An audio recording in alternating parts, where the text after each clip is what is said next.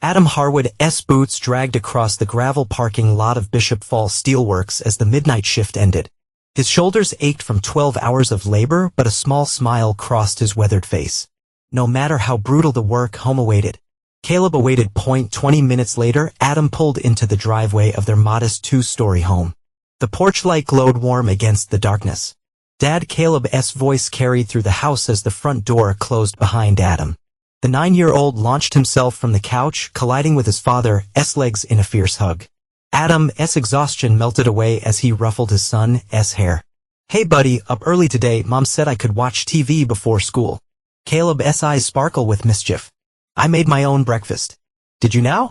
Adam glanced toward the kitchen, noting the cereal box left open on the counter and milk puddle not quite wiped up. "Good job. Where's your mom?"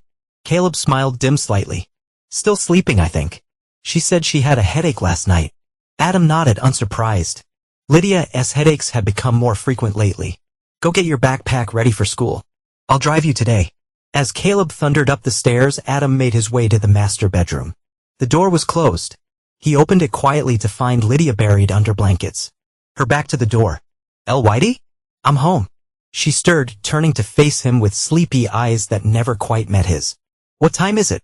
"Almost 7:30. I'm taking Caleb to school." She nodded, already closing her eyes again. "Thanks. I barely slept." Adam stood in the doorway a moment longer. 5 years ago, she would have asked about his shift. 2 years ago, she might have at least sat up to talk. Now, the distance between them stretched wider than the 4 feet of carpet between the door and their bed.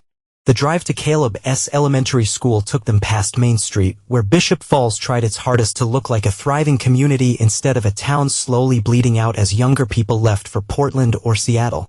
They pulled in a Nelson's Bakery, a small shop with a faded blue awning. Inside, Rachel Pike stood behind the counter in her waitress uniform, clearly stopping in before her shift at the diner across the street. "Morning, Adam." "Hey there, Caleb." Her smile was genuine, crinkling the corners of her eyes. "Breakfast before school, 2 chocolate donuts," Adam said, returning her smile. Rachel was Marlene Pike's younger sister, but the two could not be more different. Where Marlene was sharp edges and bitter comments, Rachel had a softness to her that seemed out of place in Bishop Falls. As they returned to the truck, Adam noticed his brother's black SUV parked outside the hardware store. Trent leaned against it, talking on his phone. Trent spotted them and waved, ending his call. "Well, look who it is." Trent approached with arms outstretched. "My favorite nephew." Caleb high-fived his uncle while Adam nodded a greeting. "You'd re-up early." "Some of us work normal hours, little brother." Trent clapped Adam on the shoulder, his grip slightly too firm. "Not all of us are nocturnal. Some of us work, period." Adam replied evenly. Trent's consulting business had always seemed more talk than substance. Trent's smile tightened. "Ouch. Touchy this morning." He crouched to Caleb's level. "Your dad needs more sleep." "How buddy?" "Dad's taking me to school," Caleb announced. Chocolate already smeared at the corner of his mouth. "Is that right? Where's Lydia?" "Not feeling well," Adam said flatly. "We should get going." "Caleb, say goodbye to your uncle." "Bye, Uncle Trent," Caleb waved as Adam guided him back to the truck. "Give him all my best," Trent called after them. "Tell her I'll check in later." Adam's jaw tightened as he started the engine. Something in Trent's tone set off warning bells, but he pushed the thought aside. Adam woke to an empty bed. The clock read 3:17 p.m. He dressed quickly and headed downstairs to find Lydia at the kitchen table, scrolling through her phone. She wore makeup and a blouse he did not recognize, too formal for a regular day at home. "Going somewhere?" he asked, pouring coffee from the pot she'd made. "Just meeting Marlene for coffee." She did not look up from her phone. "I picked up Caleb already. He's playing at the Thompson's until dinner." Adam nodded, trying to ignore the subtle wall between them. "I'm off tonight. Thought we could do something as a family." Now she did look up, surprise crossing her features. "Oh, I told Marlene I'd help her with something after coffee. It might take a while." On a school night, Lydia's expression hardened. It's important to her. More important than spending time with your family. "That's not fair, Adam." She stood gathering her purse. "You work nights all the time. When you home, you either sleeping or spending time with Caleb. And that bothers you that I spend time with our son. What bothers me is that you act like I'm a problem." Her voice rose like I'm the one keeping us trapped in this dead-end town where nothing ever changes. Adam set his mug down carefully. I never said you do not have to say it. I see it every time you look at me. She grabbed her keys. I'm going out. Do not wait up. The door slammed behind her. Adam stood in the kitchen, coffee forgotten, wondering when conversations with his wife had become landmines. His phone buzzed. A text from Mike at the mill. Need extra hands tonight. Double overtime. Interested? Adam stared at the message. With Lydia gone and Caleb at a friend's, the house would be empty anyway. He texted back. I'll be there at 8 at least at the mill. His worth was measured in sweat and steel, straightforward. Uncomplicated.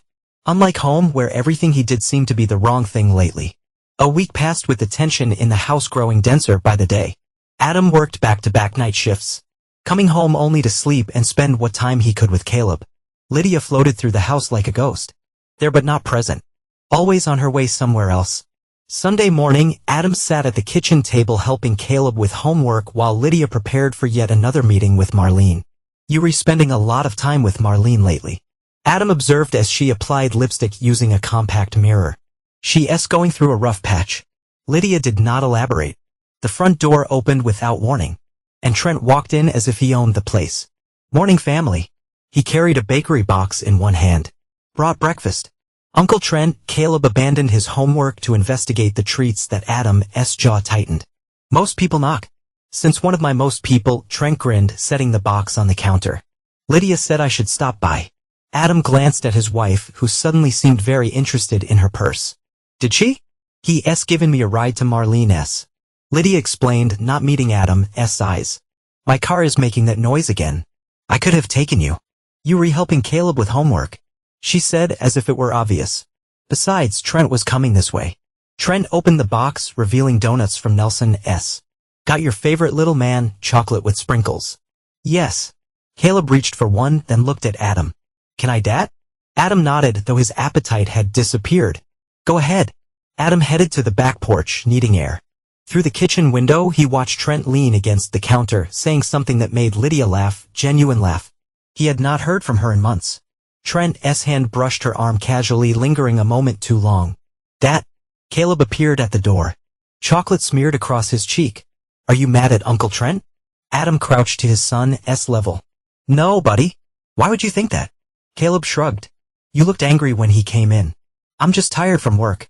Adam wiped the chocolate from Caleb's face. Go finish your homework. Okay. Caleb nodded but did not move. I saw Uncle Trent and Mom being weird yesterday. Adam's blood chilled. Weird how they were talking in the kitchen when I came home from Jason's house. Mom was crying and Uncle Trent was hugging her. When I saw me, they jumped apart really fast. Adam forced his voice to remain calm. What were they saying? I do not know. Mom just said Uncle Trent was helping her with something. Caleb frowned.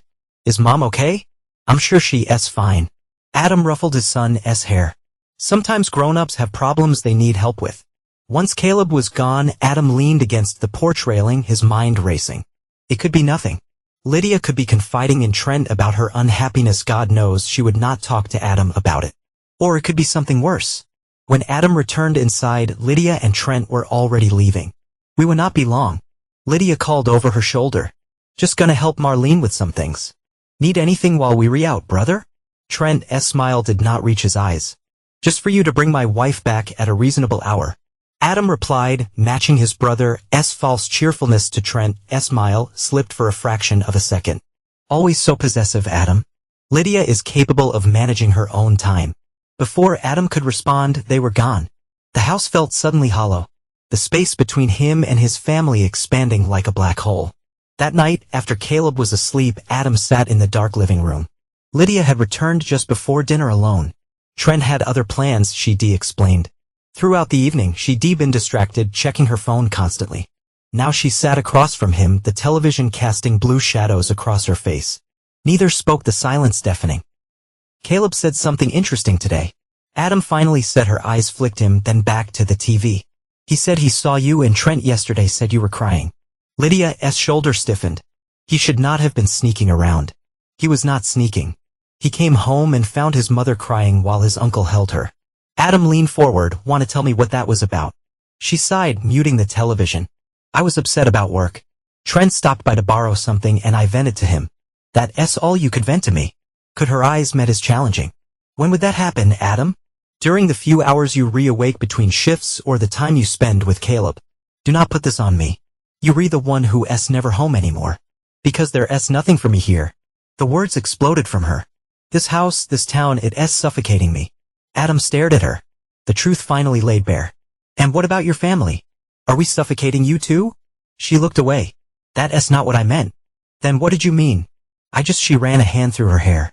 I need more than this, Adam. I'm drowning in small town life while you seem perfectly content to work yourself to death at that mill. I work to provide for us. Adam said quietly, for you and Caleb. And I appreciate that. I do. Her voice softened. But I want more than just surviving. Do not you want that too? For a moment, Adam saw a glimpse of the woman he'd fallen in love with, passionate, ambitious. But the memory of her with Trent clouded his thoughts. I want us to be honest with each other. He said, finally, whatever's happening we see not fix it if we honest. Something flickered in her eyes, guilt, fear. Then it was gone. There's nothing to fix, Adam. I'm just restless. She stood. I'm gonna bed. Adam, watch her go. The distance between them wider than ever. Whatever truth she was hiding, he would not find it tonight. 2 weeks passed with an uneasy truce in the hardwood home. Adam tried to engage Lydia, suggesting date nights and family outings. But she always had an excuse. Too tired, too busy. Plans with Marlene were commitments. Trent appeared more frequently, always with a reason, borrowing tools, dropping off mail that came to their parents' old address, checking on Caleb. Adam watched them carefully, noting the looks that passed between his wife and brother when they thought he was not paying attention. But on a Tuesday night, Adam arrived at the mill for a shift to find his supervisor waiting. Got a call from HR, Mike said, frowning. They need you to come in tomorrow morning to discuss something. They would not tell me what. Adam's stomach sank. Layoffs have been rumored for months. Did anyone else get called in? Mike shook his head. Just too far as I know, the entire shift. Adam's mind spun with worst-case scenarios. Without his job, how would they survive? Lydia's part-time work at the real estate office barely covered groceries. Their savings would not last long. To be why the time his shift ended at 7 a.m. Adam was exhausted from stress as much as labor. He pulled into his driveway, surprised to find both Lydia's car and Trent's SUV gone. Usually Lydia would be getting Caleb ready for school by now. Inside the house was silent. No cartoons playing. No cereal bowls in the sink. Lydia, Caleb, Adam called, climbing the stairs. Caleb's bedroom was empty. His bed unmade. Lydia's closet door stood open. Drawers pulled out. Adam's pulse quickened as he called Lydia's cell. It went straight to voicemail. Next he tried Trent. Same result. Panic rising. Adam dialed the elementary school. This is Adam Harwood, Caleb's father. Is he there today? Let me check. The secretary said after a moment. No, he's marked absent. His mother called this morning saying he was sick. Adam thanked her and hung up, his hands shaking. Where they had Lydia taken Caleb and run off with Trent? The pieces fell into horrible place. Lydia's distance. Trent's constant presence. The secret meetings with Marlene that he was about to call Deputy Shane when his phone rang, unknown number. Hello, is this Adam Harwood?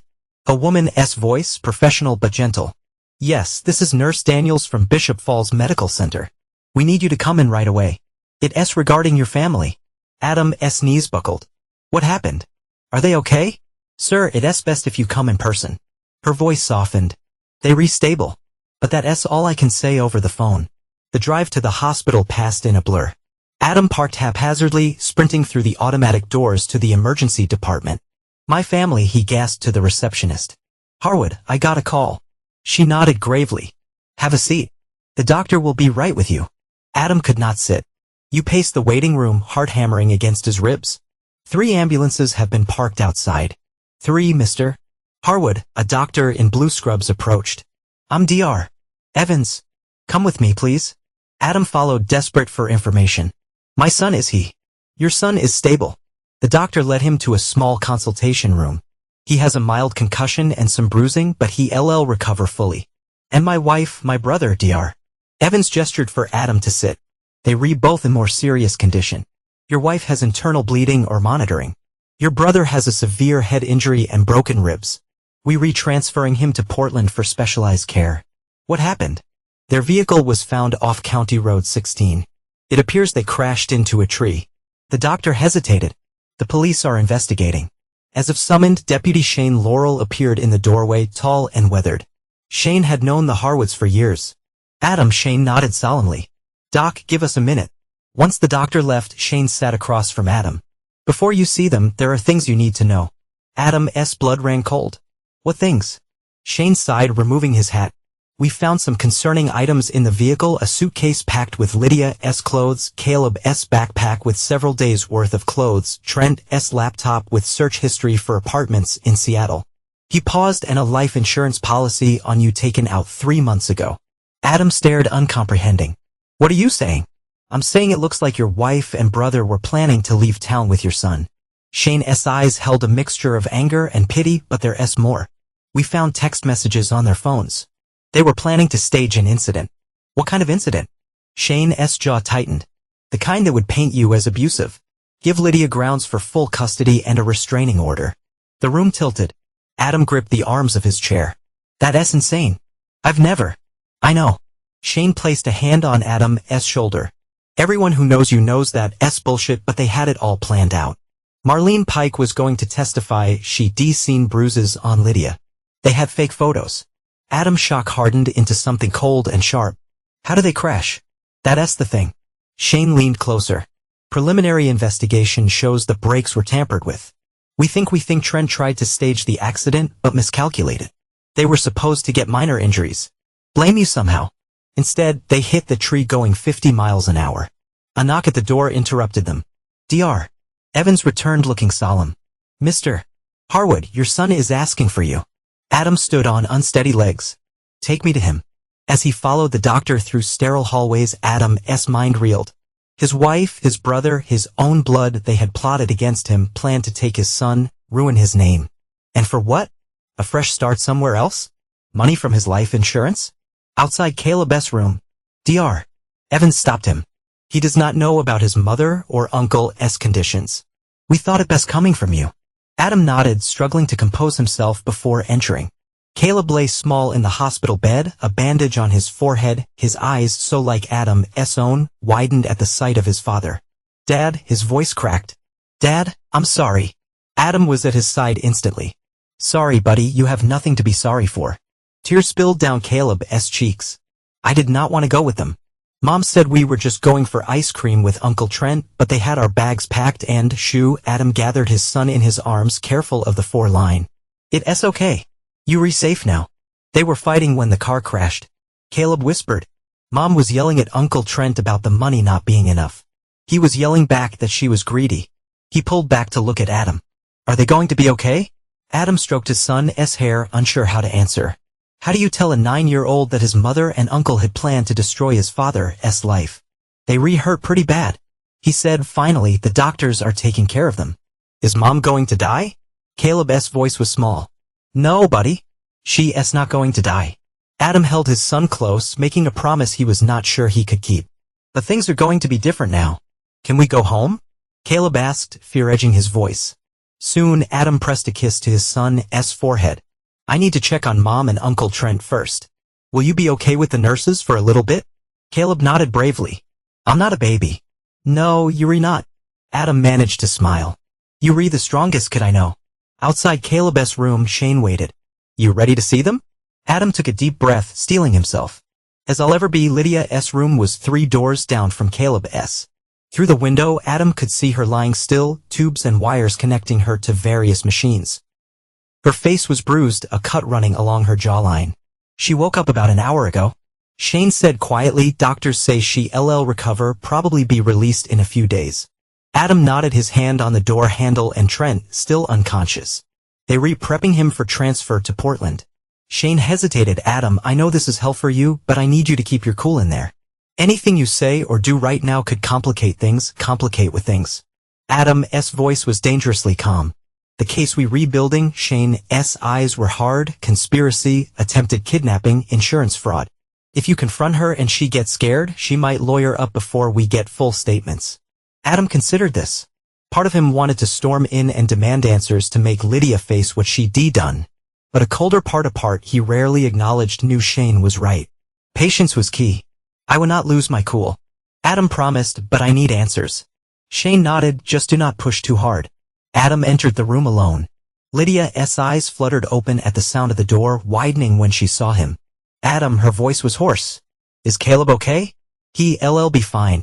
Adam moved to the foot of her bed, maintaining distance. No thanks to you. She winced. It was not supposed to happen like this. How is it supposed to happen, Lydia? His voice remained level, betraying none of the rage boiling inside him. You and Trent run off with my son, cashing on my life insurance after framing me for abuse. Was that the plan? Fear flashed across her face. Who told you that? Does it matter? It's true, is not it? She looked away, tears welling. You do not understand. I felt trapped. So divorce me. Adam's hands gripped the bed rail. Take your half and go. Why the elaborate scheme? Because I wanted Caleb. The words burst from her. And I knew you'd fight for him. You were the perfect father, the man everyone in town respects. What chance would I have? Adam stared at her. This stranger wearing his wife's face. So you were going to destroy me? Have me arrested? Maybe kill? No. The insurance was Trent's idea. She attempted to sit up, wincing in pain. I just wanted a fresh start with Caleb. With my brother. The words tasted like ash. Lydia had the decency to look ashamed. It just happened, Adam. Trent understands me. He wants the same things I do. And what's that? More than this. She gestured weakly around her. More than Bishop Falls and its dead-end jobs and gossip and judgment. I was drowning here. So you decided to push me under instead. Adam shook his head, disgust overtaking anger. How long? She blinked. What? How long have you been sleeping with my brother? Planning this? Lydia swallowed hard. The affair, almost a year. The plan, 3 months. But it changed. It evolved into attempted murder. No. Her eyes widened. I never wanted to hurt you. Just get away. Adam laughed a hollow sound. With my son. My money. My life in ruins. He straightened, stepping back from the bed. You've lost the right to call yourself Caleb's mother. Fear crossed her face. What does that mean? It means I'm filing for divorce and full custody. It means you'll be lucky if you do not go to prison. You see not do this. Panic edged your voice.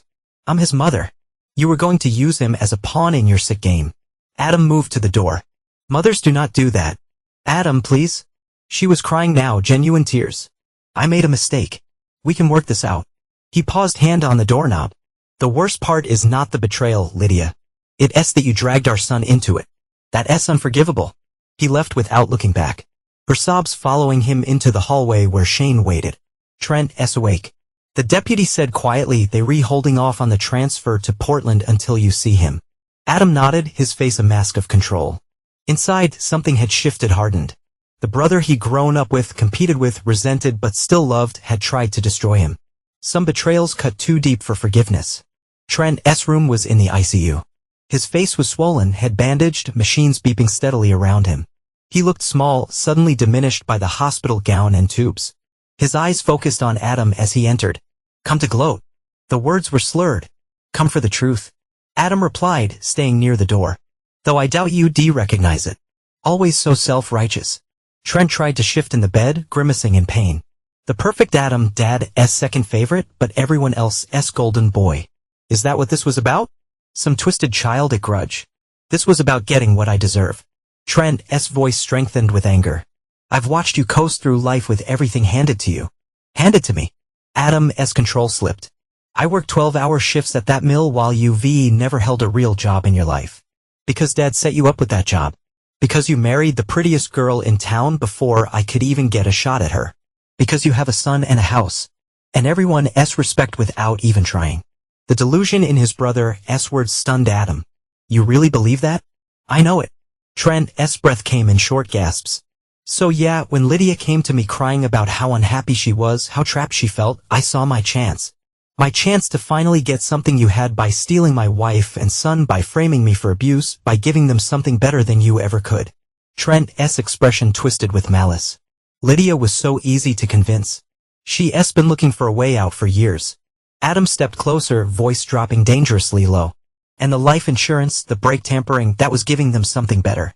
Trent's eyes widened fractionally. The police not prove anything about the brakes. But I know. And you know. Adam leaned over the bed. You were willing to kill me, your own brother, for what? Money? Revenge? It was not supposed to go that far. Trent looked away. Lydia pushed for more security. She was afraid you'd come after us. A bitter laugh escaped him. Ironic that my own plan nearly killed me instead. Adam straightened, seeing his brother clearly for the first time. The jealousy, the pettiness, the void where loyalty should have been, it had always been there, masked by Trent's charm. You would not get away with this. Adam said quietly, why not? Trent's smile was ghastly through his swollen face. It's my word against yours. Who's going to believe you over a critically injured man? I'll say you threatened me, that I was trying to help Lydia escape your abuse. Caleb knows the truth.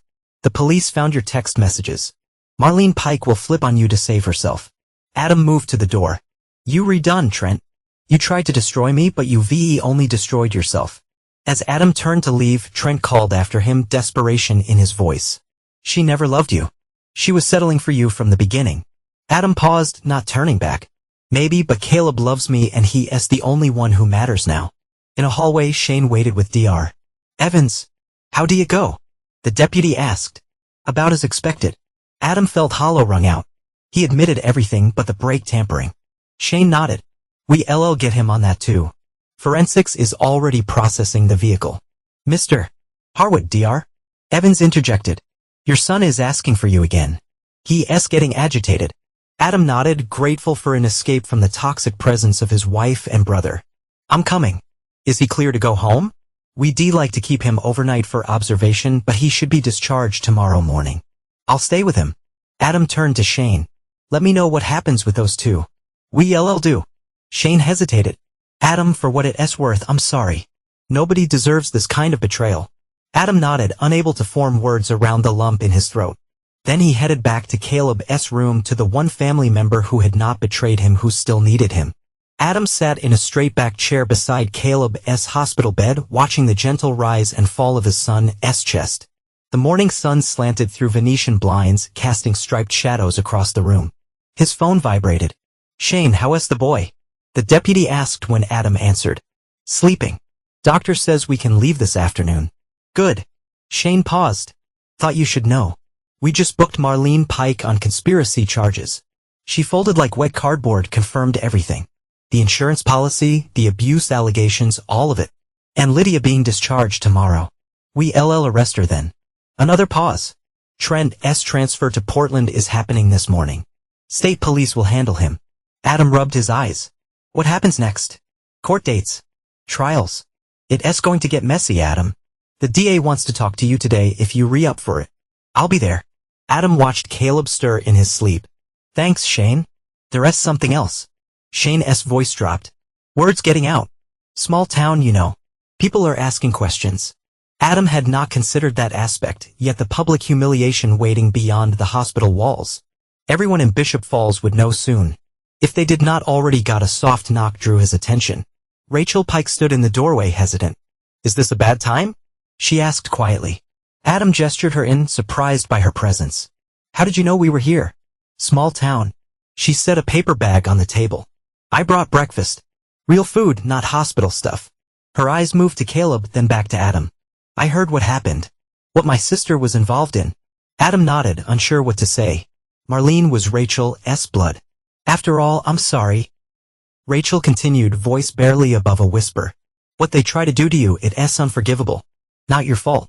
Still, she glanced at her hands. I knew something was off. Marlene was always whispering with Lydia, going quiet when I came around. I should have said something. Would have made a difference. Maybe not. Rachel met his eyes. How is Caleb taking it? He does not know everything yet. Just that there was an accident. She nodded, understanding. If you need anything, someone to watch him, a meal, whatever, I'm here. Thanks. Adam meant it, touched by the offer amid the betrayal of so many others. The sound of movement from the bed interrupted them. Caleb stirred, eyes blinking open. Dad, right here, buddy? Adam moved to the bedside. Look who came to visit. Caleb focused on Rachel. Hi, Miss Rachel. Hey, champ. She smiled warmly. Brought you some pancakes from the diner. Think you could eat something? Caleb nodded eagerly. And Rachel unpacked the food. Adam helped his son sit up, adjusting pillows behind him. When can I see Mom? Caleb asked between bites. Adam exchanged a glance with Rachel. Not today, but she is still recovering. Is she in trouble? I heard the nurses talking. Adam sighed. How much could a 9-year-old understand? How much should he know? Your mom made some bad choices, he said carefully. She and Uncle Trent did things that hurt people. There are consequences for that. Like when I broke Mrs. Miller's window and had to do chores to pay for it. Something like that, but more serious. Adam smoothed his son's hair. The police are involved. Caleb's eyes widened. Is Mom go to jail? I do not know yet. Adam could not lie to him. Maybe there's going to be a trial first.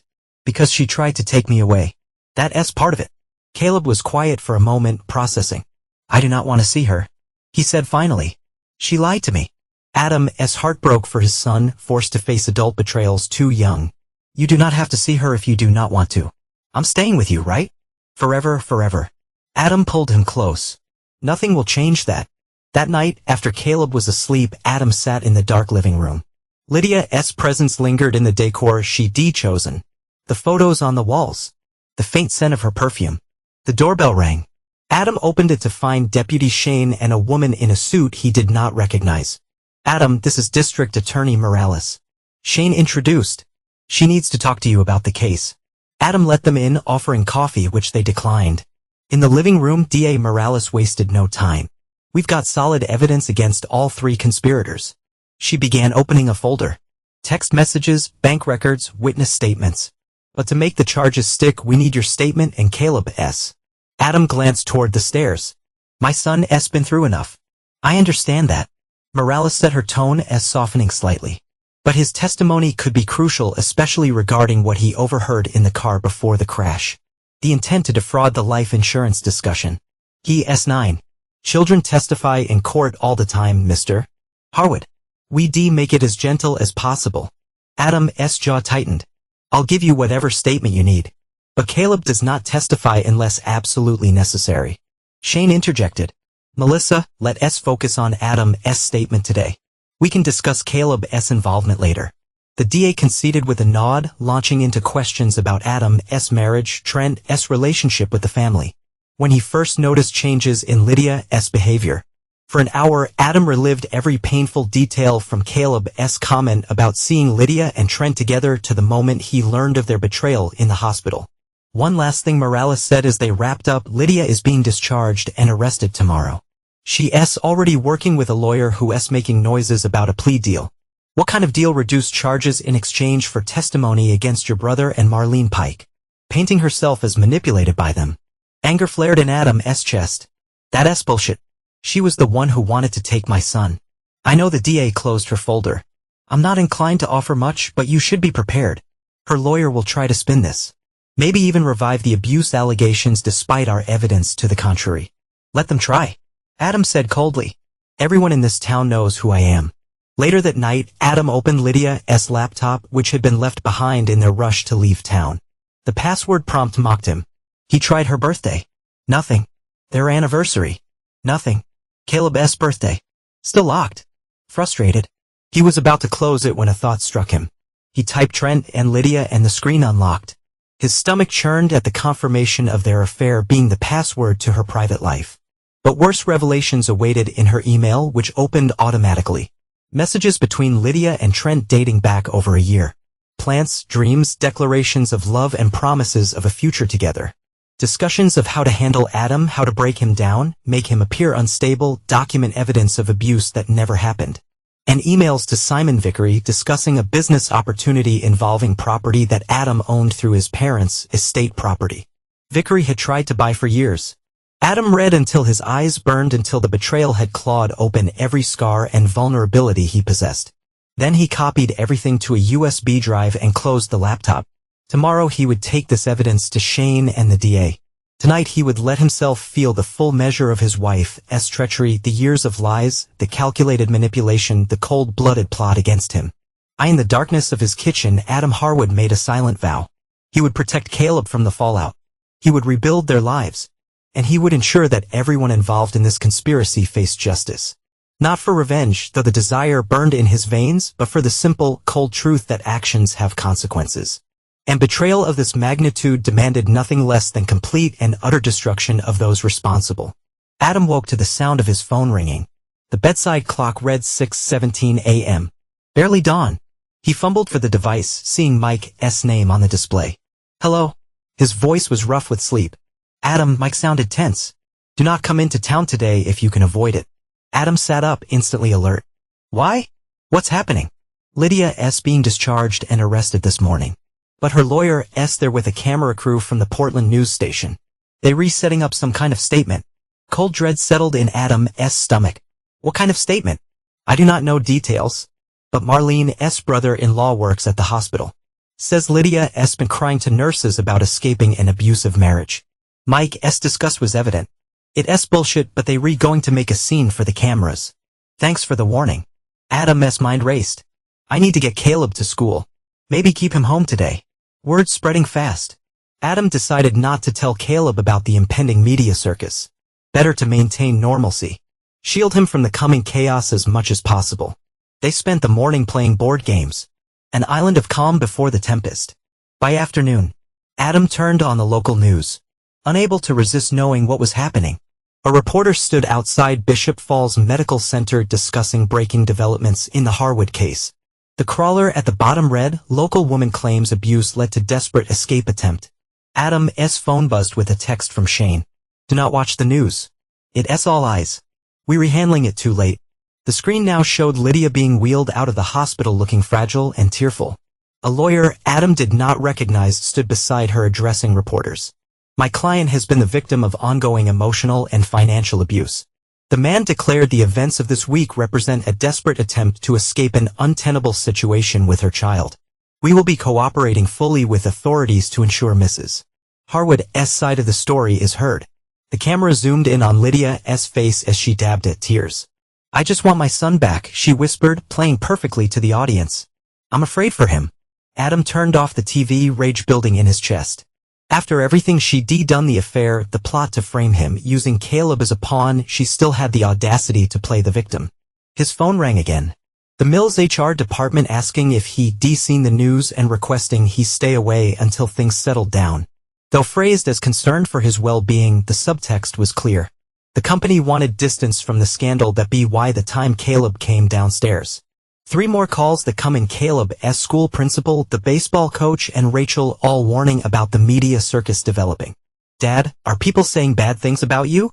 Caleb asked, his perception uncanny. Adam crouched to his son's level. So might be your mom is telling some lies to try to stay out of trouble. Why would she do that? Sometimes when people do something wrong, they say anything to avoid consequences. Adam chose his words carefully. But the truth always comes out eventually. Caleb thought about this. I could tell people the truth. That Mom and Uncle Trent were the bad ones. Adam's heart swelled with love for his son's loyalty even as he shook his head. That's not your job, buddy. The police and the courts will figure it out. Our job is to keep living our lives. 2 nights later, Adam sat in the county courthouse waiting for a town meeting called to address the Harwood situation. The room was standing room only. Some faces showed sympathy, others suspicion. Many simply looked curious, eager for the next act and Bishop Falls' biggest scandal in decades. Mayor Wilson called the meeting to order. We're here to address the disturbing situations involving the Harwood family and the impact on our community. Reports in the media have raised serious concerns. DA Morales stood. With respect, Mayor, what we have are unsubstantiated allegations being used to distract from very real criminal acts.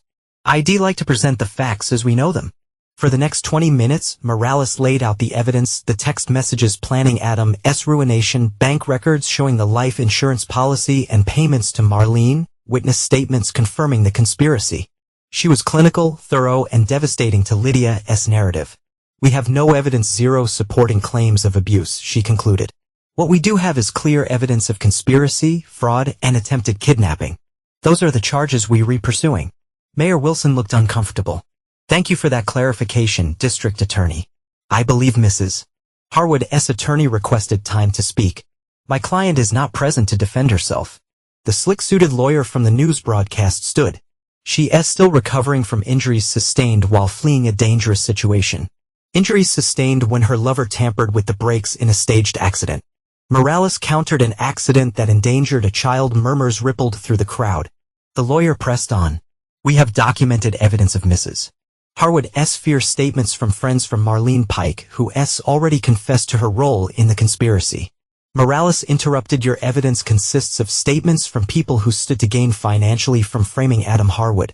If I may speak, Adam's voice cut through the back and forth, steady and clear. All eyes turned to him as he stood. I've lived in Bishop Falls my entire life. Most of you know me.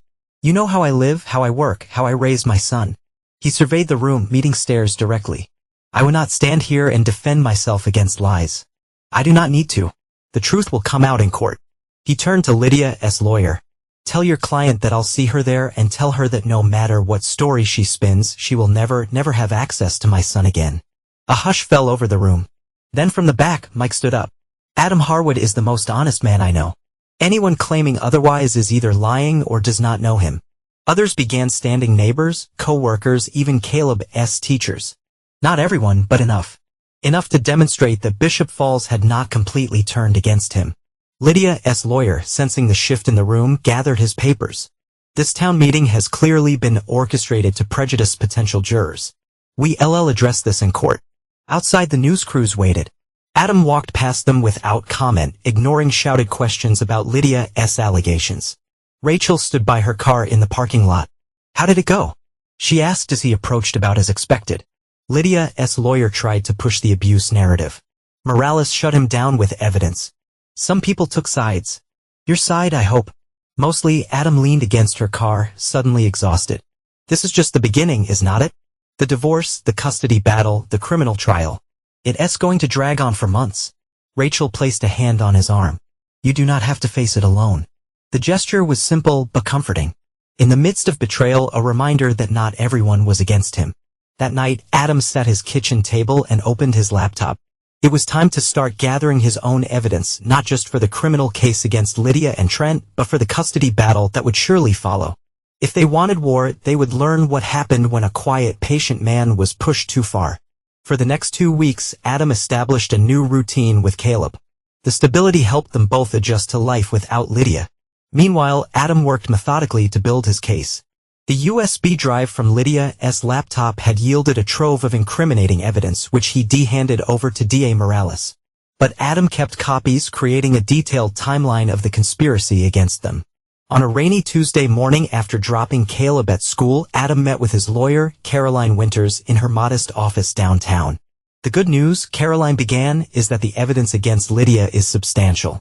The bad news is custody battles are rarely simple, even with damning evidence. She tried to kidnap him, Adam pointed out. She involved him in a plot that could have killed me.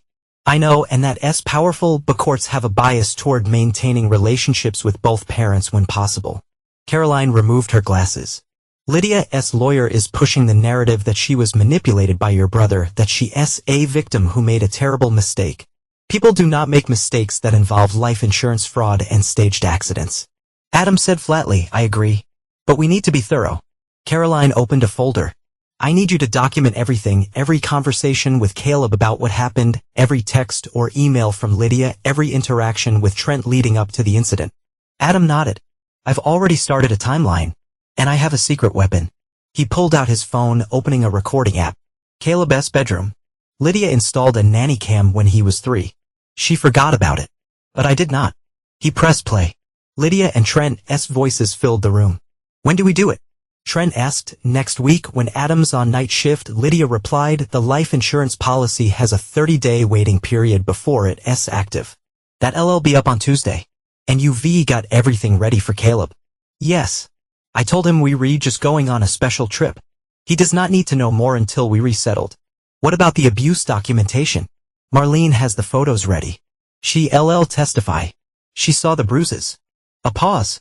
Adam will never know what hit him. Adam stopped the recording. There's more hours of them planning how to destroy me while standing in my son's bedroom. Caroline looked stunned. This is extremely compelling. Is it legal to record them without consent? In Oregon, one-party consent is enough for recording. The nanny cam is registered to me in my house with a warning sticker on Caleb's door about video monitoring. Adam had researched this thoroughly. It's admissible. This changes everything. Caroline made notes rapidly. With this and the other evidence, we have a strong case for full custody with no visitation. That's what I want. She does not deserve to see him again. After leaving Caroline's office, Adam drove to the diner where Rachel worked. The lunch rush was just beginning, but she spotted him and signaled 5 minutes with her fingers. Adam took a booth in the corner, reviewing his notes while waiting. Rachel slid into the seat across from him, coffee pot in hand. You look like you could use this. She filled his mug. How do you go with the lawyer? Better than expected. Adam sipped the coffee gratefully. We've got strong evidence for the custody case. Good. She glanced around before leaning closer. I heard something you should know. Trent's back in town. Adam tensed. He was transferred to Portland. He was. But apparently he's recovered enough for release. Limited mobility but not hospital-bound anymore. Rachel frowned. He's staying with Simon Vickery. The connection again, Trent and Vickery. Adam had been gathering information on that relationship. Any idea why Vickery's harboring him? No, but it's not be good. Rachel hesitated. There's more. Marlene called me last night from jail. She was scared. Said Vickery's been sending messages through his lawyer that she needs to keep her mouth shut. About what? She would not say. Just that it goes deeper than you think. Rachel shook her head. I've never heard my sister's sound that frightened. Adam nodded, his mind racing. The conspiracy might be larger than he initially thought. Vickery had resources, connections, influence in Bishop Falls that extended beyond legal channels done on impulse. Adam paid his bill and drove to the county records office. The clerk, a former classmate named Judy, greeted him warmly. What brings you in, Adam? Escaping the rain? Research? He kept his tone casual. I'm looking into property record for the old Harwood farm on County Road 16. Adam had inherited it jointly with Trent when their parents died 5 years ago. 120 acres of mostly overgrown fields and woods with a dilapidated farmhouse and barn. After an hour of searching records, Adam found a proposal filed with the County Planning Commission 6 months ago. A plan to rezone the entire area from agricultural to commercial/residential, allowing for a new housing development and shopping center. The proposal came from Vickery Holdings, LLC. If approved, land values in the area would skyrocket. The Harwood farm, strategically located with road frontage, will be worth millions instead of thousands. And Adam owned half of it. Find what you were looking for? Judy asked as he prepared to leave. More than I expected, Adam replied. Has anyone else been researching this property lately? Judy thought for a moment. Now that you mention it, your brother was in about 8 months ago asking similar questions. And one of Simon Vickery's assistants comes in regularly to check on zoning proposals. Another piece of the puzzle fell into place.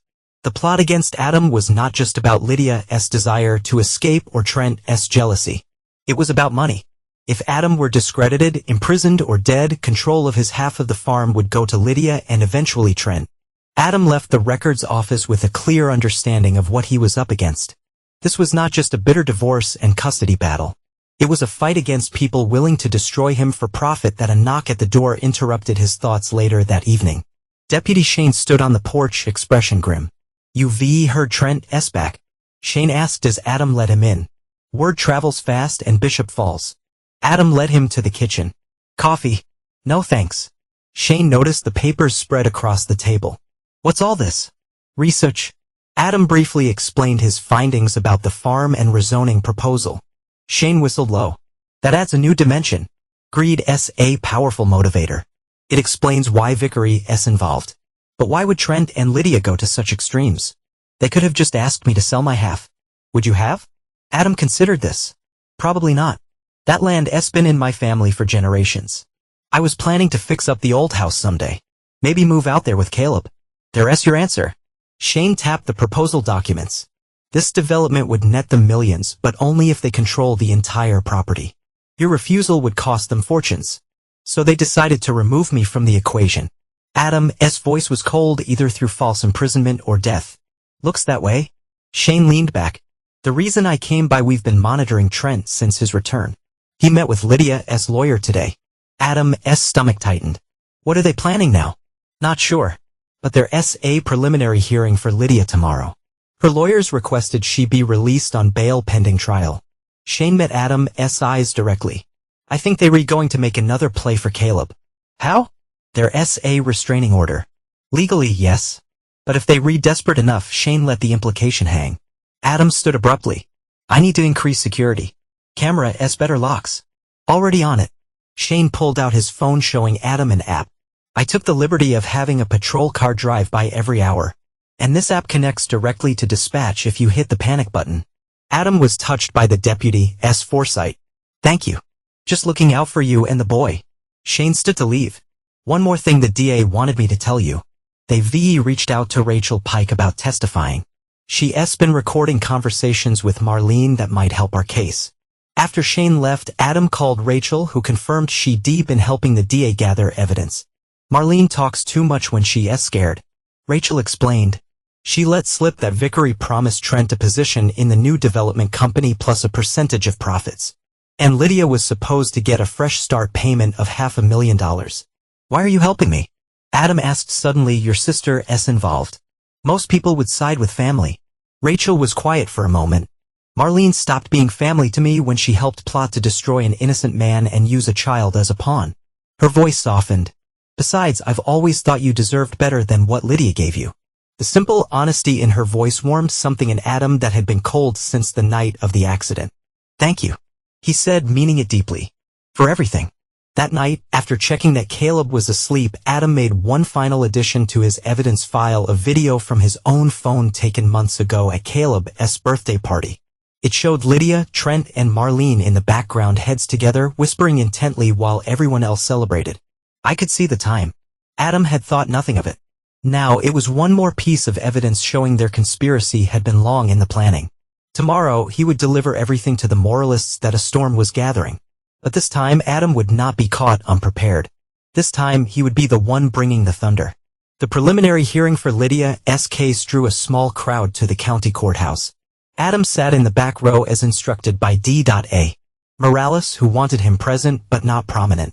Lydia sat at the defense table, her lawyer beside her, looking appropriately subdued in a conservative dress that emphasized her apparent fragility.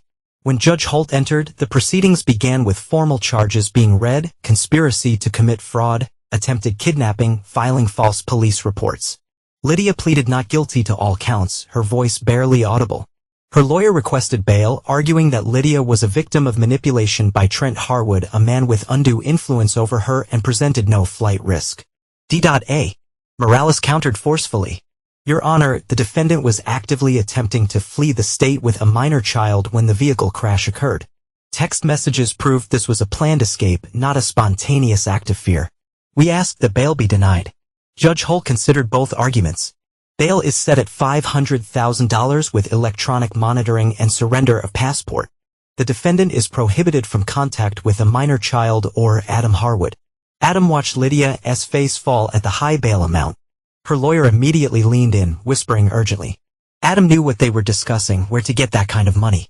Only one person in Bishop Falls had resources like that readily available. Simon Vickery. As the hearing concluded, Adam slipped out before Lydia could spot him. In a courthouse hallway, he nearly collided with a woman exiting another courtroom. Mr. Harwood, her crisp voice matched her appearance, expensively dressed, precisely styled hair, calculating eyes. Amanda Reed, Mr. Vickery's attorney. Adam tensed. Ms. Reed, your client's not here today. Mr. Vickery avoids courtrooms when possible. Her smile did not reach her eyes. He prefers to handle matters more discreetly. Is that a threat? An invitation? She extended a business card. Mr. Vickery would like to meet with you. Privately.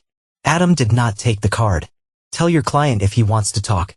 He can do it officially with my lawyer present. This matter would not benefit from additional parties. Her voice lowered. Mr. Vickery has information about your brother and wife that might interest you. Nothing about them interests me anymore. Not even evidence that would guarantee your full custody of Caleb. She raised an eyebrow with no possibility of visitation for Lydia ever. That got Adam's attention. He studied her face, looking for deception. Why would Vickery help me against his own allies? Because allies outlive their usefulness. Reed pressed the card into Adam's hand. Tomorrow, 8 p.m. At his estate. Come alone or do not come at all. She walked away, leaving Adam staring at the embossed card. A trap, almost certainly. But the possibility of evidence that would permanently remove Lydia from Caleb's life was tempting. Outside the courthouse, Rachel waited by her car. How do you go in there? Bail set at $500,000. Lydia's not going anywhere for now. Adam pocketed the business card, deciding not to mention the encounter with Reed. Thanks for the ride. I appreciate you taking time off work. Early shift today. Rachel's smile was warm. Besides, I wanted to check on you. This CA not be easy. They drove in comfortable silence for a while. Adam gazed out the window at Bishop Falls, passing by the town where he spent his entire life. Now forever changed by betrayal. Adam. Rachel's voice broke into his thoughts. You should know. There's talk about Vickery putting up Lydia's bail. People have seen his lawyer meeting with her. Adam was not surprised. Makes sense. He needs her cooperation for whatever they replanning, which is what exactly? Development on my family's land. Adam explained about the rezoning proposal, the potential profit, and Vickery's need to control the entire property. Rachel absorbed this, frowning. But even if they somehow got custody of Caleb, or worse, your land would go to Caleb, not Lydia. Unless there was a will stating otherwise. Adam had considered this angle. Or if I were convicted of something serious, they might leverage that for a for sale. God, it's also calculated. Rachel shuddered, and my sister was part of it. Not the mastermind, though. Adam found himself wanting to comfort her. Marlene was just a pawn, like Lydia. Do not make excuses for them. Rachel's voice hardened. They made their choices. After Rachel left, Adam spent the afternoon helping Caleb with homework and making dinner, trying to maintain normalcy while his mind circled the question of Vickery's invitation. After Caleb was asleep, Adam called Shane to discuss it. It's a risk, the deputy acknowledged when Adam explained. But Vickery's smart enough not to try anything obvious. He maintains a legitimate businessman image carefully. So you think I should go? I think we should use this opportunity. Shane sounded thoughtful. We rewire. Get him talking about the conspiracy. If he offers evidence against Lydia and Trent, all the better. And if it's a setup, I'll have plainclothes officers nearby. First sign of trouble. We move in. The plan set. Adam spent the next day preparing. He arranged for Rachel to watch Caleb, telling her only that he had an important meeting. He reviewed his evidence files, memorizing key details that might be useful in confronting Vickery.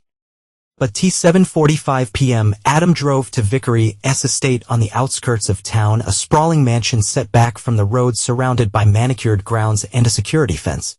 Shane had fitted him with a small recording device earlier concealed under his shirt. Remember, Shane had instructed, get him talking about the land deal, about Trent and Lydia's role. If he offers evidence, get specifics. Do not threaten or accuse directly. A security guard at the gate checked Adam's ID and waved him through. At the main house, Amanda Red met him at the door. Mr. Vickery appreciates your coming, she said, leading him through an opulent foyer into a wood panel study. He'll join you shortly. Left alone, Adam took in his surroundings. Expensive artwork, leather-bound books, a desk worth more than his car. The trappings of wealth and power, things Lydia had always coveted. Mr. Harwood, the voice came from behind him. Thank you for accepting my invitation. Simon Vickery was shorter than Adam expected, with silver hair and sharp eyes that missed nothing. He moved to a leather chair, gesturing for Adam to sit opposite. Let's dispense with pleasantries, Vickery began. You here because I mentioned evidence concerning your wife. I have it, but first we should discuss your family south property on County Road 16. Adam had expected this angle. The farm is not for sale. Everything has a price. Vickery sipped from a crystal tumbler. Yours just has not been met yet. It's not about price. Adam replied evenly.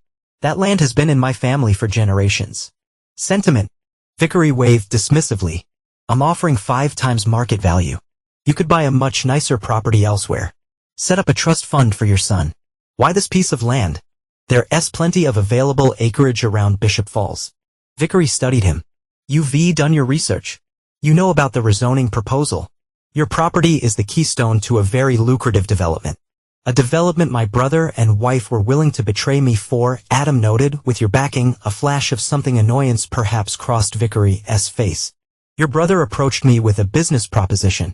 The personal aspects of how he planned to acquire full control of the property were not my concern, but you funded it.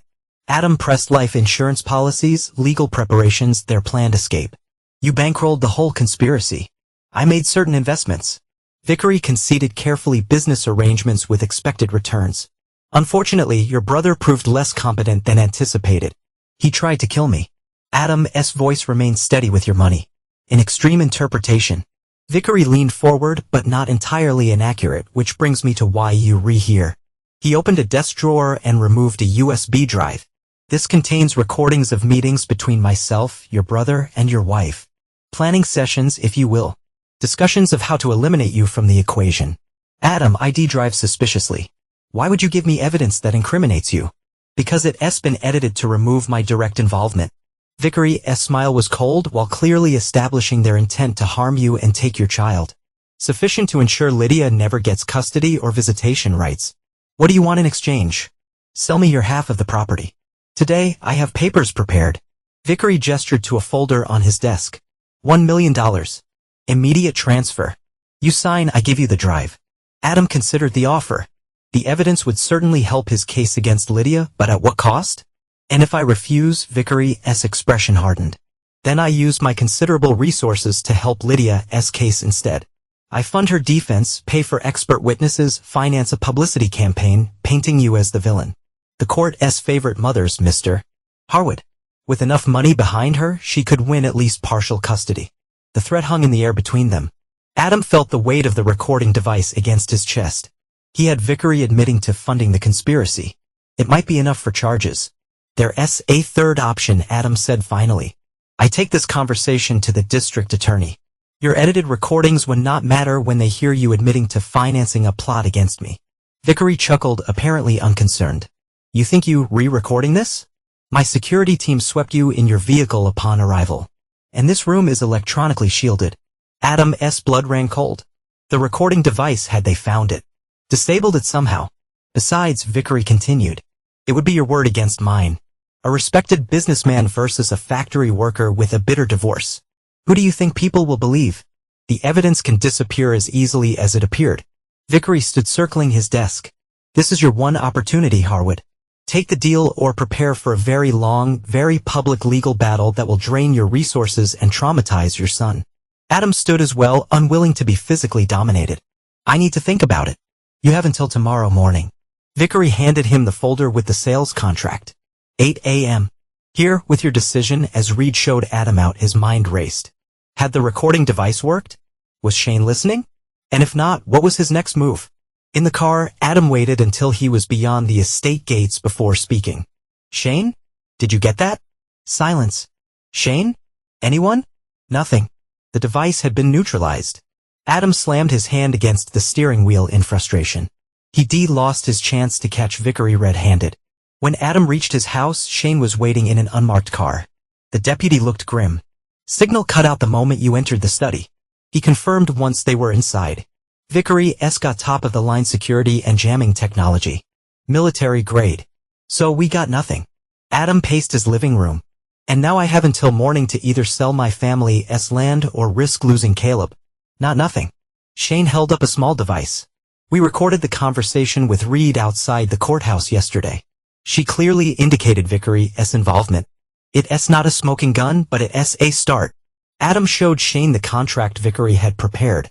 He's offering $1 million for land worth maybe $200,000 in its current state, but worth $10 million or more once rezoned.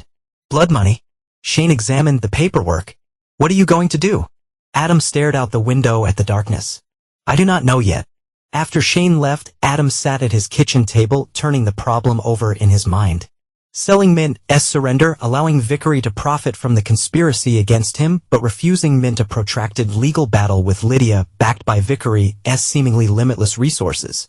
His phone rang just after midnight. Rachel, is everything okay?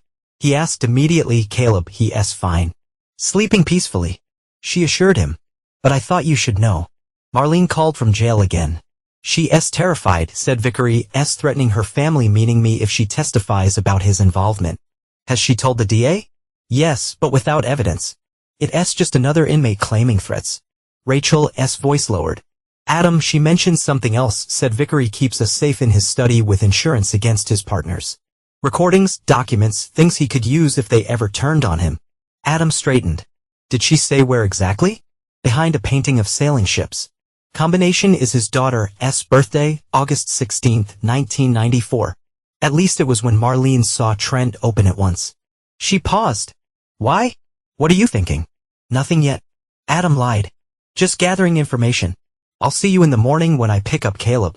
After hanging up, Adam called Shane again, outlining a daring plan. The deputy initially resisted breaking and entering. That's insane. Anything we find would be inadmissible. We do not need it to be admissible in court, Adam argued. We just need leverage against Vickery. His own game played back at him. It took an hour of debate before Shane reluctantly agreed. Not as a law enforcement officer, but as Adam's friend, they would need to move quickly before Vickery expected Adam's return in the morning at 8:03 a.m. They parked half a mile from Vickery's estate.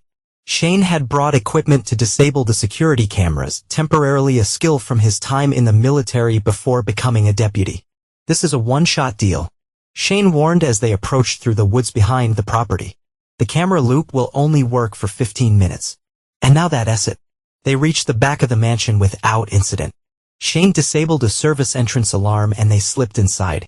The house was silent, most likely empty except for Vickery himself, who lived alone since his divorce years ago. They found the study and, as Marlene had described, a painting of sailing ships adorned one wall.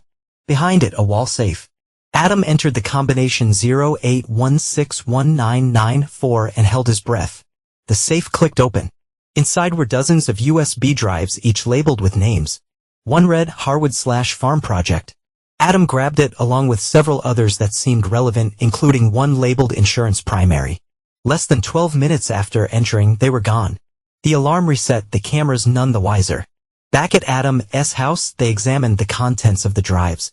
The Harwood drive contained exactly what Vickery had described: recordings of meetings with Trent and Lydia planning Adam's removal. But unlike Vickery's edited version, these included his own voice, clearly directing the conspiracy. "I want this handled permanently," Vickery said in one recording. "The insurance policy is just backup.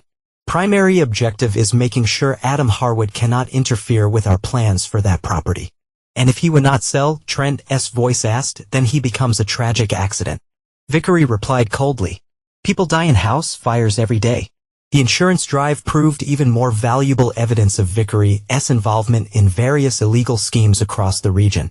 Bribery of officials, tax fraud, even threatening witnesses in previous cases. "This is dynamite," Shane whispered, stunned by the revelations. "Enough to bury Vickery for decades. And save my son," Adam added, focused on his primary goal. "We make copies of everything. Then I take the originals to my meeting with Vickery. He'll know his safe was breached. Yes, but too late to stop me." Adam's expression was resolute. "I'll offer him a deal. He uses his influence to ensure Lydia loses all parental rights and stays in prison, where everything on these drives goes to the FBI and state police." "Blackmail," Shane said, but without judgment. "Justice," Adam corrected, using his own methods against him. As dawn broke, Adam prepared for his meeting. He made copies of all the evidence, leaving them with Shane for safekeeping. The deputy would wait nearby, ready to intervene if necessary. The storm was breaking, and Adam Harwood was the one controlling its direction now. Adam arrived at Vickery's estate exactly at 8 a.m., the USB drive secure in a jacket pocket. Amanda Reed met him at the door again, her professional smile never reaching her eyes. "Mr. Vickery is waiting in his study," she said, leading the way. "He's eager to conclude our business." Adam nodded, keeping his expression neutral. Inside, Vickery sat behind his massive desk, a contract laid out before him, a pen ready. "Mr. Harwood," Vickery gestured to the chair opposite. "I trust you." V reviewed the terms. $1 million for your half of the property, generous by any standard. "I've reviewed it," Adam replied, remaining standing. "I've also reviewed these." "You placed the USB drives on the desk?" Vickery's eyes narrowed, recognizing them immediately. His gaze darted to the painting on the wall, undisturbed, and back to Adam. "What did you get those?" His voice remained controlled, but tension radiated from him. "Does it matter?" Adam met his stare. "What matters is what's on them. Unedited recordings of you ordering my brother to arrange my accident. Plans for arson if the brake tampering failed. Discussions of how to frame me for abuse to gain custody of my son." Adam paused. "And that's south just the Harwood drive?" Vickery's face hardened. "Whatever you think you have." "I do not think. I know." Adam placed a hand on the drives. The insurance drive was particularly enlightening. Bribery of 3 county commissioners. Tax fraud schemes dating back 15 years. Threats against witnesses in the Miller case from 2018. For the first time, uncertainty flickered across Vickery's face. "You rebluffing?" August 16, 1994. Adam said quietly. "Your daughter's birthday. Your safe combination. I have everything. Vickery copies are already in secure locations." Vickery stood abruptly. "What do you want? Money? Name your price." "I want justice." Adam's voice was steel, "but I'm willing to make a deal. You use your influence to ensure Lydia loses all parental rights. You cut off all financial support to her and Trent. You publicly withdraw the rezoning proposal for the farm area. And in return, these drives stay private. I do not go to the FBI with evidence of your criminal enterprise." Vickery studied him, recalculating. You re more ruthless than I gave you credit for. Harwood. I'm a father protecting his son. Adam placed both hands on the desk, leaning forward. I do not care about your other businesses. I do not care about the money. I care about Caleb growing up safe away from people who would use him as a pawn. A long silence stretched between them. Finally, Vickery nodded once sharply. Deal. I'll have papers drawn up relinquishing any claim to involvement in the Lydia Harwood case. The rezoning proposal will be withdrawn today. I'll need more than papers. Adam straightened. I need actions starting with Lydia's bail. Consider it revoked. Vickery reached for his phone. I'll call her lawyer now. Adam watched as Vickery made the call, instructing the attorney to withdraw financial support and any further defense of Lydia Harwood effective immediately. Satisfied? Vickery asked after hanging up. It's a start. Adam gathered the USB drives. I'll keep these as insurance of my own. If you renege on our agreement, if you make any move against me or my son, everything goes public. You've made your point. Vickery's smile was cold. Perhaps you should have been a businessman instead of a mill worker. You have the instincts for it. Adam turned to leave, then paused. One more thing. Whatever happens in court to Lydia, Trent, and Marlene happens without your interference. They face the consequences of their actions. Even your brother, especially my brother, Adam's expression was implacable. Blood means nothing when betrayal cuts that deep. Outside, Adam exhaled slowly, the tension of the confrontation leaving his body in waves. Shane waited in his car down the road, anxiety clear on his face until Adam gave him a thumbs up through the window. It worked? Shane asked as Adam slid into the passenger seat. He folded. Adam handed over the drives. Keep copies of these somewhere safe. Our insurance policy. Shane nodded, impressed. You know, for a quiet mill worker, you've got a steel backbone, Harwood, when it matters. Adam gazed out the window as they drove away from Vickery's estate. When it S for Caleb, the next morning, headlines in a local paper announced Simon Vickery's surprise withdrawal of the controversial rezoning proposal for County Road 16. Business reporters speculated about financial concerns or environmental issues, unaware of the true reason. More significant to Adam was the call from D.A. Morales informing him that Lydia's bail had been revoked due to financial circumstances changing. She would remain in custody until trial. Her lawyer also withdrew. Morales added, sounding pleased. Said something about a conflict of interest. She's been assigned a public defender who's already talking plea deal. What kind of deal? Adam asked, wary. Nothing that includes custody or visitation rights. Morales assured him. That was non-negotiable from our side. But she might get reduced prison time in exchange for testimony against Trent and Vickery. Adam considered this. Vickery has powerful friends. Will her testimony be enough? Combined with other evidence we regathering, it might be. We rebuilding a solid case against Trent regardless. His medical condition would not save him from prison. The next step was telling Caleb. That evening, after dinner, Adam sat with his son on the living room sofa, choosing his words carefully. Remember how I said Mom made some bad choices? He began gently. Caleb nodded, his eyes serious beyond his ears. Is she going to jail? Probably yes. There's going to be a trial, but she'll likely have to spend time in prison because she tried to take me away and hurt you. Yes. Adam kept it simple, age-appropriate, and because she worked with Uncle Trent and other people to do those things. Caleb was quiet for a moment, processing. Well, I have to talk to the judge. Only if you want to. Adam stroked his son's hair. You do not have to do anything that makes you uncomfortable. I want to tell them what I heard in the car. Caleb said, surprising Adam with his resolve. About Mom and Uncle Trent talking about money and hurting you. It's the truth. And you always say we should tell the truth. Pride swelled in Adam's chest. That's right, buddy. We always tell the truth even when it's hard. Will Mom be mad at me if I tell? Maybe, Adam admitted. But that does not make telling the truth wrong. Caleb leaned against his father's shoulder. I just want it to be over. So we could be normal again. Adam held his son close. We'll make our own normal. Caleb, you and me. 1 week after providing the FBI with Vickery's files, Adam received a call from Agent Rowe. It's happening tomorrow. The agent said, voice tense with anticipation. Multiple warrants, simultaneous raids on Vickery's home, office, and 3 other properties. We need you to stay clear of the area. What about my brother? Adam asked. He's still staying with Vickery. We're aware. He'll be taken into custody as well, pending additional charges based on evidence we've uncovered. Adam absorbed this news silently. Despite everything, a small part of him still felt the ghost of brotherly concern for Trent. Not enough to change course, but enough to acknowledge the finality of what was about to happen. "One need to testify?" he asked. "Eventually, yes. But we've got enough for the initial arrests without you. Stay home. Keep your son close. We'll be in touch after the operation." Adam hung up and gazed out his kitchen window at the darkening sky. Tomorrow would bring a storm, years in the making, one that would wash away the illusions of Bishop Falls and reveal the rot beneath. The next morning, Adam dropped Caleb at school as usual, then drove to the mill for his first shift back since the accident. Mike greeted him with a firm handshake.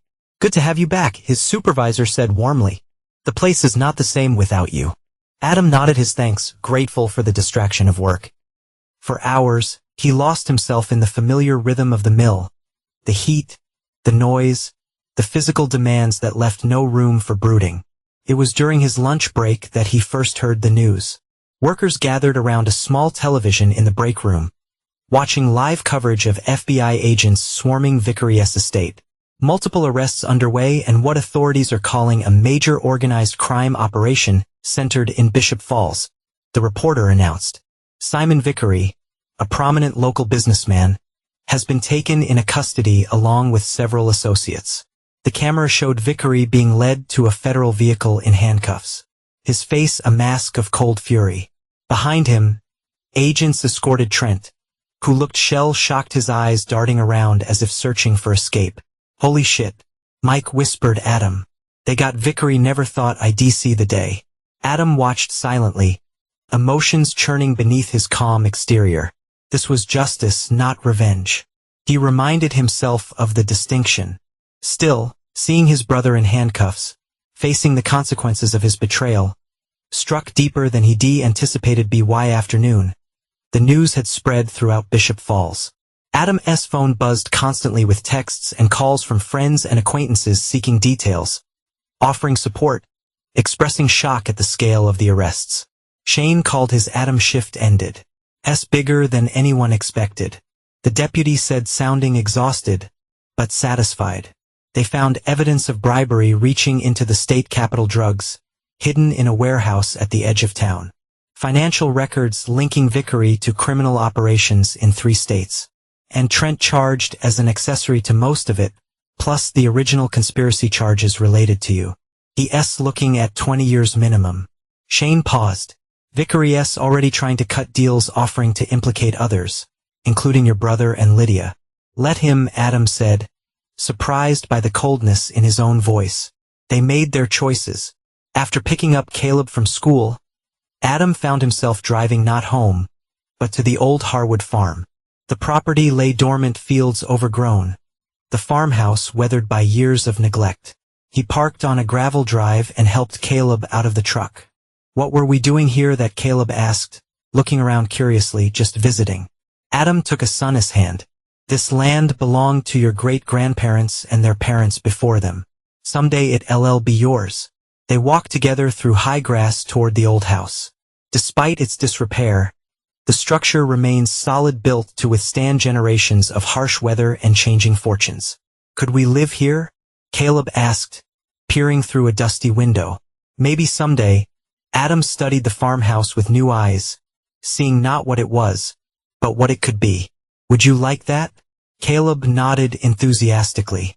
"We could have a dog and maybe horses." Adam laughed, the sound surprising him. When had he last truly laughed? "We'll see about the horses, but a dog seems doable." As the sun began to set, casting long shadows across the field, Adam felt a sense of peace settle over him. The property that had been at the center of so much pain might yet become something good, a fresh start built on honest ground. His phone rang again. "Rachel, have you seen the news?" she asked when he answered. "I saw. That's all happening fast. Are you okay? This not be easy. Seeing Trent arrested like that." Adam watched Caleb exploring the yard carefree in the golden evening light. "I'm better than okay. For the first time in months, I feel like we can move forward. I'm glad." Her voice softened. "Marlene called from jail. She's cooperating fully now. Tells me she's relieved. All coming out. Said she's ready to face whatever punishment comes." "That's good to hear." Adam meant it. Accountability was the first step toward whatever redemption might be possible. Adam, Rachel hesitated. I know this is not the right time, but when things settle down, maybe we could have dinner sometime, just to talk. The invitation hung in the air, unexpected but not unwelcome. Adam thought of how Rachel had stood by him through the worst of the scandal, how she helped care for Caleb, how her steady presence had been a lifeline when everything else was chaos. I like that, he said finally. When things settled down, 3 months passed in a blur of legal proceedings, media coverage, and gradual healing. Bishop Falls buzzed with revelation from the Vickery case. Respected community members implicated in corruption. Hidden criminal enterprises exposed. Decades of manipulation laid bare. Through it all, Adam focused on rebuilding life with Caleb. They established new routines, found moments of joy amid the ongoing storm. Caleb returned to baseball. Adam to regular shifts at the mill. Slowly, the whispers and stares in town diminished, replaced by respect for how Adam had handled himself through the ordeal that on a crisp fall morning. Adam sat in the county courthouse, waiting for Lydia's plea hearing to begin. Caroline Winters sat beside him, reviewing documents. She's accepting the deal. Caroline confirmed guilty plea to conspiracy and attempted kidnapping, 5 to 7 years, with the understanding that she relinquishes all parental rights to Caleb. Adam nodded, his expression giving nothing away. And there's no chance this gets overturned later. She see not change her mind when she served her time. The termination of parental rights is permanent and separate from the criminal sentencing. Once finalized by the family court judge, which should happen next week, it's done. Caroline closed her folder. Caleb will legally be yours alone, as if Lydia never existed. The courtroom doors opened, and Lydia entered escorted by officers. She looked thinner, her once perfect appearance now subdued in prison-issued clothing. Her eyes found Adam immediately pleading silently for something forgiveness. Understanding mercy, he met her gaze steadily, offering nothing. The hearing proceeded with formal efficiency. Charges read, plea entered, sentencing recommendations presented. When asked if she wished to make a statement, Lydia stood shakily. I want to apologize. She began, voice barely audible, to my son for putting him in danger. To my husband. She faltered as Adam's expression remained impassive. To Adam for betraying the life we built. I was selfish, greedy for things that did not matter. She continued, words spilling out about regret and poor choices, about being manipulated by Trent and Vickery, but accepting responsibility for her own actions. Through it all, Adam sat motionless, listening without reaction. When she finished, the judge asked if any victims wished to speak. Adam declined. What was there to say? Her actions had spoken volumes. His silence now was answer enough. Sentence pronounced, Lydia was led away. She glanced back once, tears streaming down her face. Adam watched her go, feeling nothing but a cold finality. The woman he had married, the mother of his child, was dead to him, now a ghost already fading from memory. 2 weeks later. A similar scene played out in federal court as Marlene Pike accepted her own plea deal, 3 years for her role in the conspiracy with the possibility of parole after 18 months.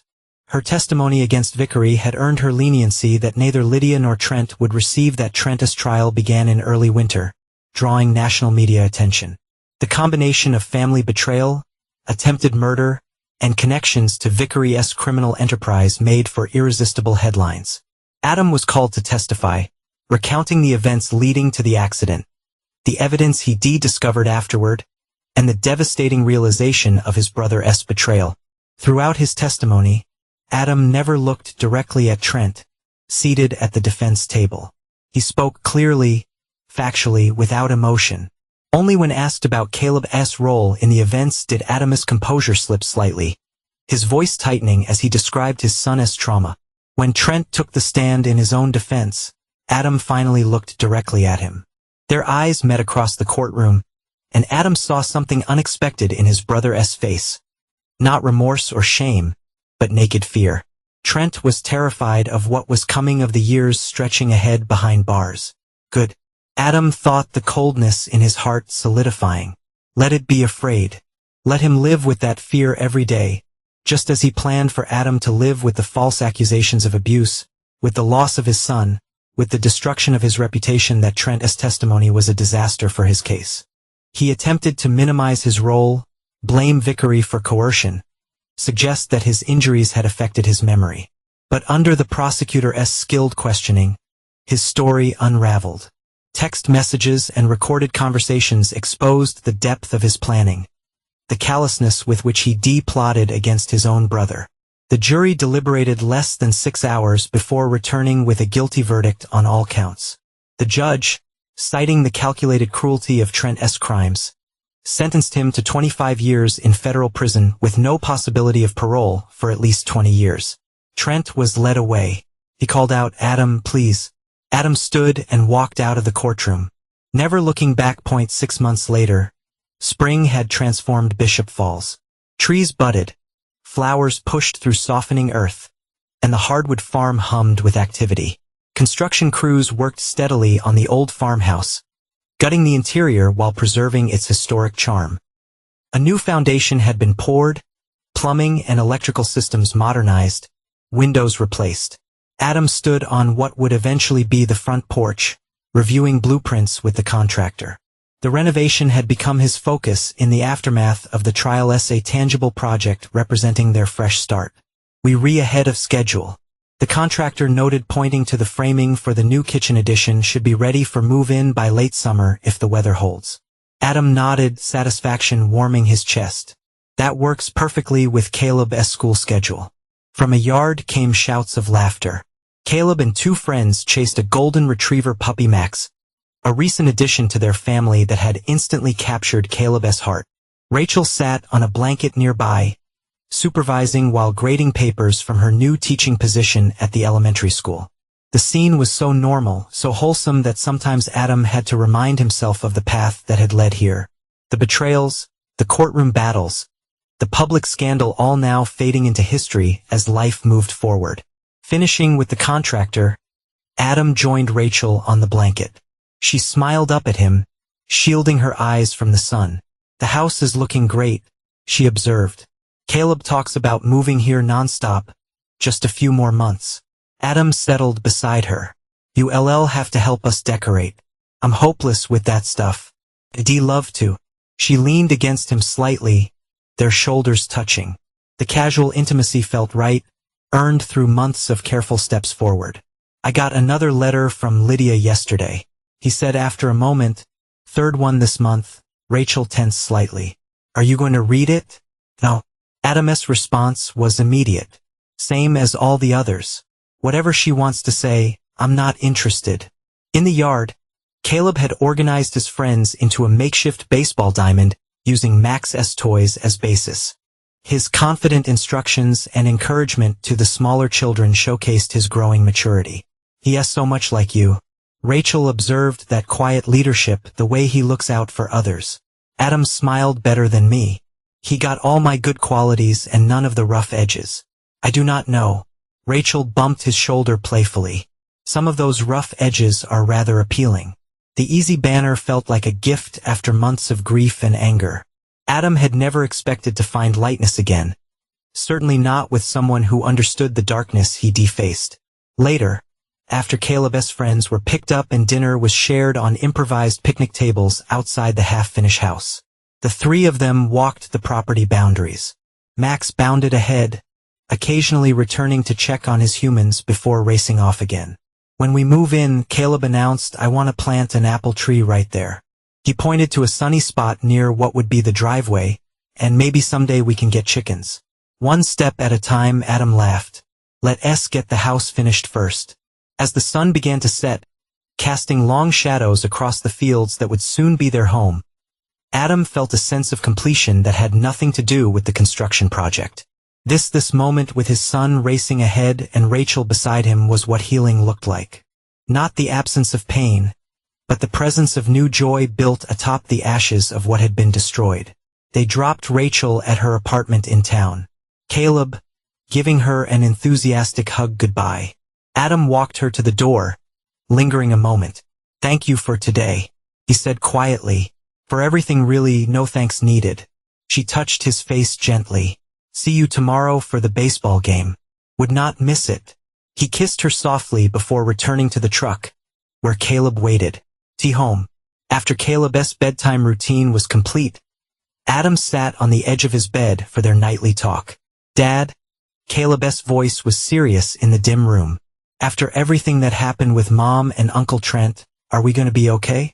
Adam stroked his son's hair. We already are okay, buddy. Better than okay. And Rachel too. Maybe Caleb's eyes were hopeful. Maybe. Adam agreed softly. We'll see where that goes. I hope she stays, Caleb murmured, eyes closing. She makes things brighter. She does. Adam whispered, though his son was already asleep. Downstairs, Adam poured himself a small measure of whiskey and stepped onto the back porch.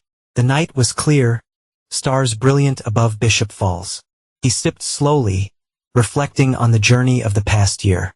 The betrayal had nearly destroyed him. The conspiracy had targeted everything he valued: his reputation, his freedom, his relationship with his son. Lydia, Trent, Marlene, and Vickery had plotted his ruination for their own gain. Disregarding the damage they would cause with clinical detachment, the iron response. Adam had been equally methodical, not vengeful, but relentless in his pursuit of justice and protection for Caleb.